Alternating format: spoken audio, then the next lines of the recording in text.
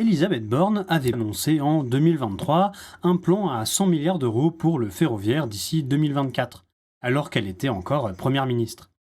Mais pour l'instant, rien de concret et ce plan ne semble toujours pas avoir de financement. 100 milliards entre 2023 et 2040, déjà l'enveloppe, elle n'est pas au rendez-vous.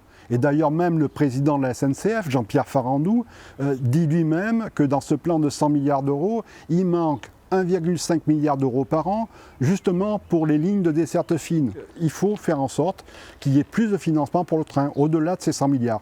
Second point, on l'a vu tout à l'heure, en ce qui concerne les 34 millions d'euros pour les études, où l'État ne finance que 40%, eh bien dans ces 100 milliards, ce n'est pas 100 milliards de l'État, hein. C'est 100 milliards, dont une petite partie de l'État, peut-être 30%, et le reste, c'est à piocher dans la poche des copains, des conseillers régionaux, des conseillers départementaux, des grandes agglomérations.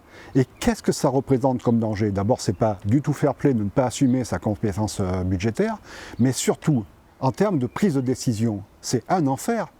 Parce qu'il faut réunir, nous, pour Limoges-Angoulême, si on n'a pas vu 20 personnes en l'espace d'un mois, et qu'on les a tenus comme ça, comme un château de cartes, il suffit qu'on en enlève un qui dise « moi j'y vais pas », et plaque, le château de cartes du financement, il s'effondre. Et bien voilà dans la situation dans laquelle on est plongé maintenant, pour pouvoir prendre des décisions politiques, des décisions engageantes pour les 50 prochaines années, il faut mettre 20 collectivités autour d'une table pour trouver les financements. Ce n'est pas du tout sérieux, c'est pas comme ça que la France va se redresser et va avancer vers la transition environnementale.